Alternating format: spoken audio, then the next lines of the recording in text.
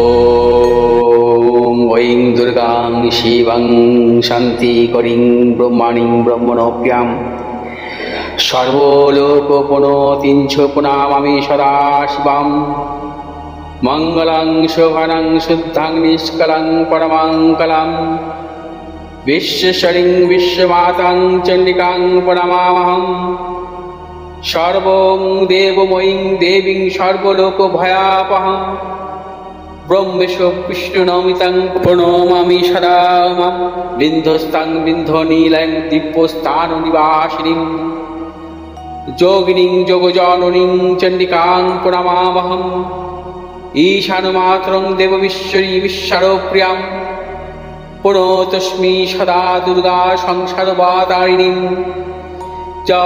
इदं पठति शस्त्रं सिन्वादुवापि च नरो स मुक्त सर्वपापभ्यो मोचते दुर्गायुष्यः ॐ आयुर्देहि यशो देहि भाग्यं भगवती देहि मे पुत्रां देहि धनं देहि सर्वान् कामश्च देहि मे प्रचण्डे पुत्रदे नित्यं सुप्रीतिशिरोनायिके कुलोत्पत्तिकरे चक्रे जयं देहि नमोस्तुते रुद्रचण्डी प्रचण्ड सायिषी प्रचण्ड बलशालिनी रक्षमां सर्वतो देवी विश्वेश्वरी नमोस्तुते दुर्गे तारिणी दुर्गे तं सर्वाशुभानिवारिणीं धर्मार्थ मोक्षदे देवी नित्यं मे वरदा भव दुर्गे दुर्गे महाभागे ताइमां शङ्करे प्रिये महिषासिंहमदोमत्ते प्रणतोऽस्मि प्रसीद मे हरो पापं हरो क्लेशं हरो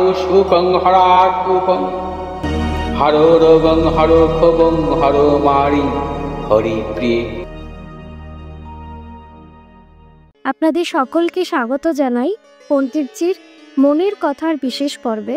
আজ আমাদের সঙ্গে উপস্থিত আছেন বিশিষ্ট জ্যোতিষী ও মা সর্বমঙ্গলার সাধক আধ্যাত্মিক গবেষক জ্যোতিষী ভৃগু শ্রী জাতক। নমস্কার স্যার। নমস্কার স্যার, আপনার কাছে আমাদের অনেক প্রশ্ন আছে, তো আজকে আমরা প্রশ্ন করব শিক্ষা নিয়ে, উচ্চ শিক্ষা নিয়ে। তো উচ্চ শিক্ষা কি কি গ্রহগত যোগের জন্য হয়, বা মেডিকেল লাইন বা একাডেমিক লাইন বলুন বা ইঞ্জিনিয়ারিং লাইন বলুন, এই যে বিভিন্ন রকমের যে উচ্চশিক্ষার ভাগগুলো আছে বা অ্যাকাউন্টেন্সি বলুন, তো কি কি গ্রহের অবস্থানের জন্য এগুলো হয় যদি একটু আমাদেরকে বলতে। উচ্চশিক্ষা মূলত গ্রহগত কিছু সন্নিবেশ বা যোগ থাকলেই কিন্তু উচ্চশিক্ষা হয়। দেখা যায় যে অনেক ভালো স্টুডেন্ট বেশ ভালো রেজাল্ট করেছে মাধ্যমিক উচ্চ মাধ্যমিক পর্যন্ত, তার উচ্চশিক্ষাতেও বাধা আসে। অর্থাৎ সে গ্র্যাজুয়েশন লেভেল হতে পারে বা মেডিকেল বা ইঞ্জিনিয়ারিং লেভেলও সে সেভাবে সাফল্য অর্জন করতে পারে না। আমার কাছে অনেকেই এসছেন যে উচ্চ মাধ্যমিকের পর 3 বার 4 বার 5 বার মেডিকেলের জন্য সে প্রিপারেশন নিয়েছে, অর্থাৎ সে কিন্তু সাকসেস পায়নি। মানে প্রথম অবস্থায় খুব ভালো রেজাল্ট করেও সাকসেস পায়নি। সব কিছু কিন্তু যে কোনো শিক্ষা অর্থাৎ যে কোনো বিষয়ের সে যে পড়াশোনা করবে সেই স্ট্রিম তার পক্ষে উপযোগী কিনা, অর্থাৎ যে জাতক জাতিকা যখন তার এডুকেশন লাইফ চলবে তখন দেখতে হবে তার এডুকেশনটা কোন দিকে সাফল্য আসতে পারে। সেটা কিন্তু সম্পূর্ণভাবে নির্ভর করে গ্রহগত অবস্থান বা সন্নিবেশের ওপরে। দেখা যায় যে তার জন্মছকে আছে তার টেকনিক্যাল লাইনের সাফল্য, সে মেডিকেল লাইনে চেষ্টা করছে, কখনো যে সাফল্য তার আসছে না। অনেকে গবেষণামূলক পড়াশোনার জন্য চিন্তা ভাবনা করছে, কিন্তু সেই গবেষণামূলক পড়াশোনার ক্ষেত্রে তার সেভাবে সাফল্য আসছে না বা আসেও না, তার নানাবিধ গ্রহগত প্রতিকূলতার কারণে। অতএব এডুকেশনটা নির্ধারণ করে সম্পূর্ণভাবে গ্রহগত সন্নিবেশের উপর। এক একটি গ্রহ এক একটি মানে ক্ষেত্রে পড়াশোনার জন্য কিন্তু তার বিভিন্নভাবে কিন্তু সেই জাতক জাতিকার সাফল্য এনে দেয়। যেমন আমরা বলি যে গবেষণামূলক পড়াশোনা, সেক্ষেত্রে কিন্তু সেই জাতক জাতিকার বৃহস্পতি যদি অনুকূলে না থাকে, তার কিন্তু গবেষণামূলক পড়াশোনায় সাফল্য আসে না। অনুকূলে না থাকলে, বৃহস্পতি যদি তার জন্মছকে সম্পূর্ণভাবে সুঅবস্থা থাকে, তার গবেষণামূলক পড়াশোনার ক্ষেত্রে সাফল্য আসবে। এই যারা ইঞ্জিনিয়ারিংয়ের জন্য বা প্রযুক্তিগত লাইনে পড়াশোনা করে ব্যাপক সাফল্য আসে, কেউ আইআইটিতে পাচ্ছে বা কেউ প্রাইভেট ইঞ্জিনিয়ারিং কলেজে পাস করছে, এগুলো তো তারতম্য থাকে, সম্পূর্ণভাবে নির্ভর করে কিন্তু তার গ্রহগত অবস্থানের উপর, তার দশান্তদশার উপর। আবার সেক্ষেত্রে যদি শুক্র তার শুভ অবস্থা থাকে, প্রযুক্তিগত পড়াশোনার ক্ষেত্রে তার সাফল্য আসে। আবার আমরা দেখি যে মেডিকেল লাইনে, অর্থাৎ মেডিকেল লাইনের ক্ষেত্রে পড়াশোনার ক্ষেত্রে সাফল্য আসার মূল হচ্ছে রবি এবং বৃহস্পতি।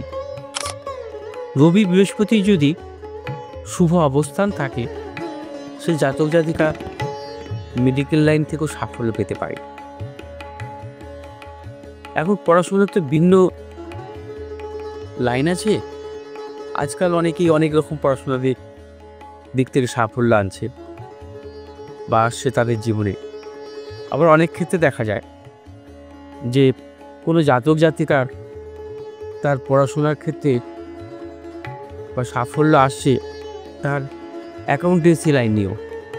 অ্যাকাউন্টেন্সি লাইনে পড়াশোনার ক্ষেত্রে সাফল্যের ক্ষেত্রে তার যেমন বুধের অবস্থান ভালো থাকতে হবে, অর্থাৎ প্রত্যেকটি গ্রহেরই কোনো না কোনো ভূমিকা আছে সেই জাতক জাতিকার জীবনে সাফল্য এনে দেওয়ার ক্ষেত্রে পড়াশোনার বিষয়, মানে যাতে সে ভুল লাইনে না যায়, ভুল লাইনে না চলে যায়।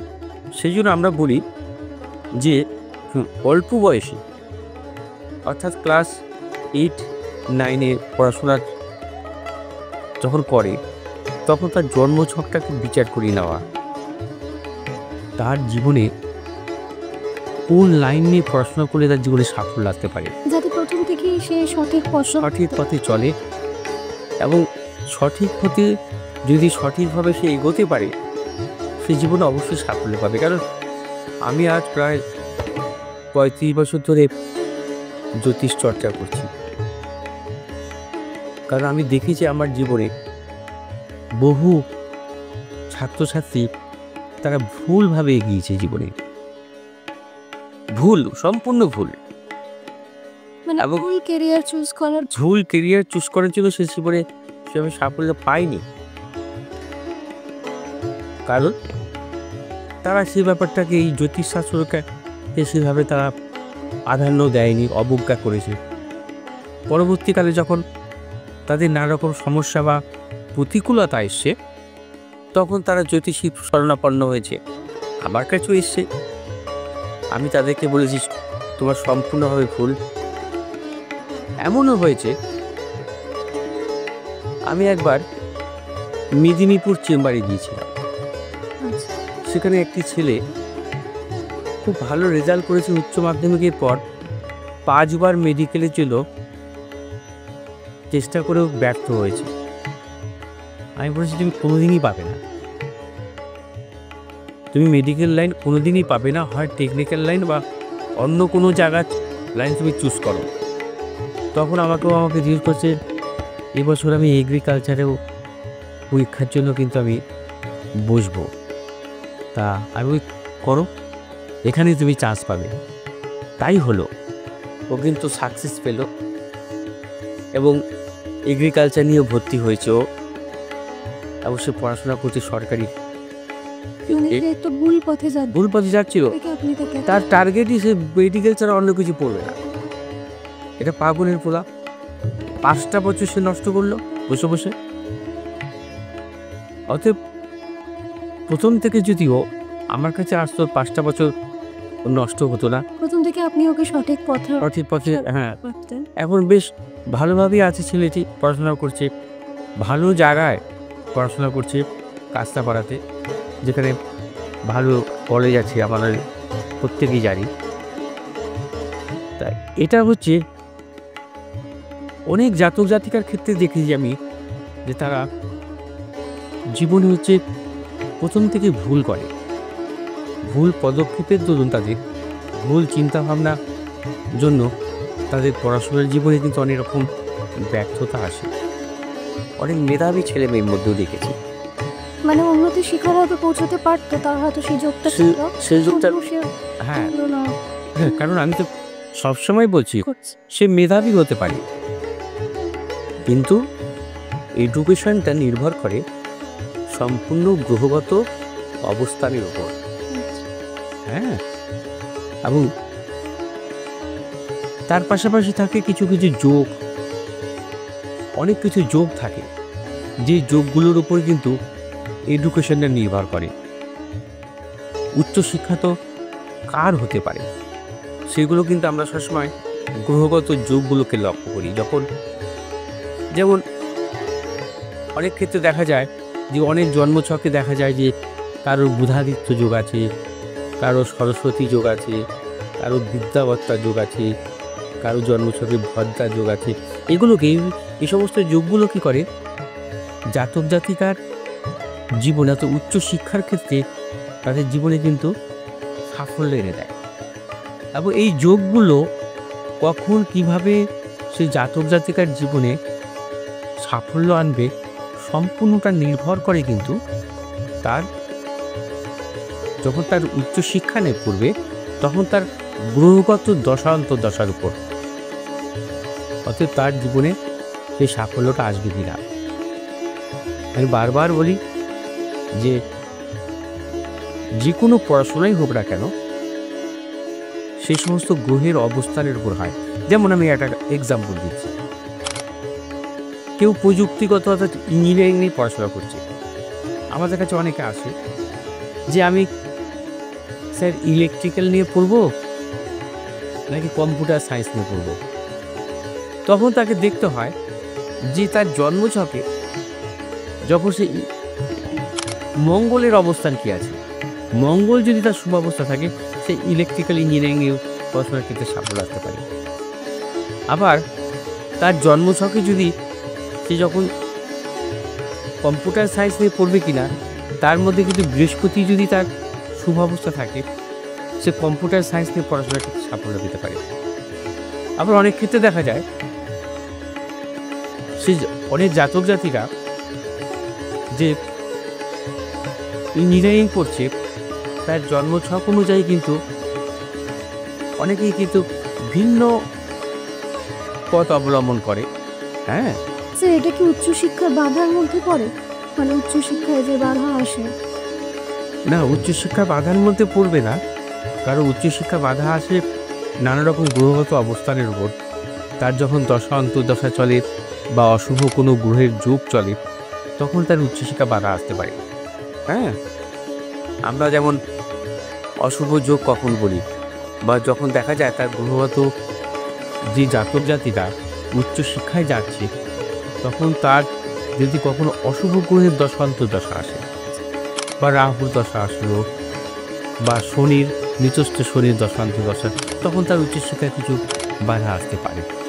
এই বাধাগুলো যখন আসে সেগুলো সম্পূর্ণ কিন্তু নির্ভর করে তার সেই সময়ে দশা বা অন্তর্দশা বা অশুভ গোচর কিন্তু তাকে উচ্চশিক্ষার ক্ষেত্রে নানারকম সমস্যার সৃষ্টি করতে পারে।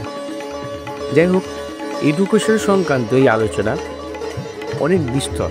হ্যাঁ, অতএব যদি অন্য কোনো দিন যদি সময় থাকে আমি আরও বিশেষভাবে আলোচনা করব। আমি আরও বিস্তারিতভাবে সেদিনকে আপনার থেকে আরও বিশেষভাবে জানবো। আজকের মতো এই পর্বের এখানেই পরিসমাপ্তি ঘটাচ্ছি। ধন্যবাদ স্যার।